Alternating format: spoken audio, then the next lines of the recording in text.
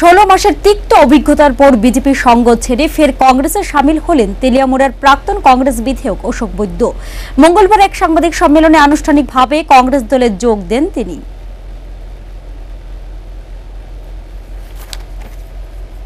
প্রদেশ কংগ্রেসের সভাপতি পদে মহারাজ প্রদ্যুৎ কিশোর দেববর্মন দায়িত্ব পাওয়ার পর রাজ্যের হাজার হাজার মানুষ ফের কংগ্রেসে যোগ দিচ্ছেন।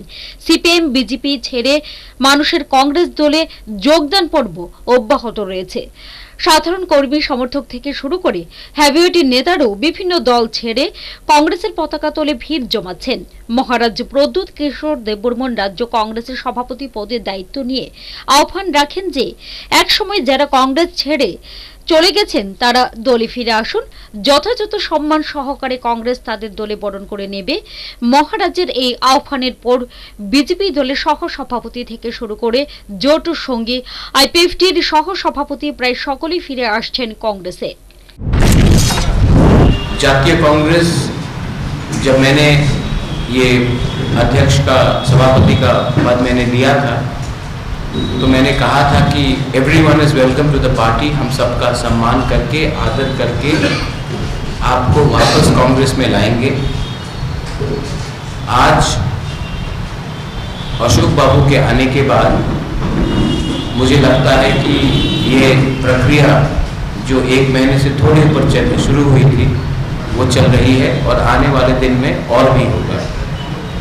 और एक खबर है कि आज राजबाड़ी में वाई से रामचंद्र घाट से फतेहपुर से ऑलमोस्ट 190 परिवार उन्होंने आज आईपीएफटी से कांग्रेस को ज्वाइन किया है।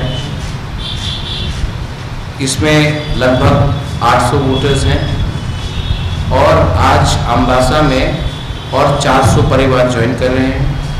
कमलपुर में 200 और सुरमा में 350। तो ये लेकर आज ही के दिन में लगभग 3,500 लोग ज्वाइन कर रहे हैं। ये बहुत अच्छा खबर है। এদিকে 16 মাস পর বিজেপির সঙ্গ ছেড়ে অশোক বৈদ্য জানান বিজেপি দলে একর নায়কতন্ত্র চলছে, এখানে যোগ্যদের কোনো সম্মান দেওয়া হয় না। এছাড়া বিজেপি জোটের 1 বছরের শাসনকালে রাজ্যের গ্রাম পাহাড়ে খাদ্য ও কাজের অভাব দেখা দিয়েছে। আজকে আমি যেই কারণে বিজেপি দলের থেকে পদত্যাগ করলাম সেটা আমি বলছি। প্রায় 16 মাস হলো আমরা বিজেপিতে জয়েন করেছিলাম। জয়েন করার পর থেকে যাদের প্রচেষ্টায় এই ত্রিপুরায় যে বামপন্থী সরকারটা পরিবর্তন ঘটেছে, আমরা যারা পরিশ্রম করেছিলাম, আজকে আমাদের মতো অনেক নেতৃত্ব এবং কর্মীরা সেখানে অবহেলিত, সেখানে অসম্মানিত হচ্ছে, কোনো সম্মান পাওয়া যাচ্ছে না। এরকম পুরানো অনেক বিজেপি নেতৃত্বরা আছে যারা সম্মান পাচ্ছে না। আজকে 1 বছর হয়ে গেল, কি এমন ঘটনা ঘটলো যেখানে মানুষ এই দলটার প্রতি বীতশ্রদ্ধ হয়ে পড়ছে। গ্রামের সাধারণ মানুষ, খেটে খাওয়া মানুষ সরকারের প্রতি আস্থা রাখতে পারছে না।